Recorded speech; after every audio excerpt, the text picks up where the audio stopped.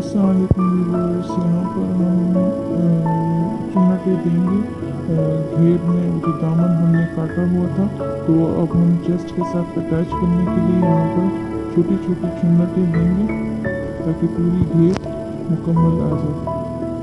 Front को भी इसी तरह करना है और बैक को भी इसी तरह से स्टिच करना है।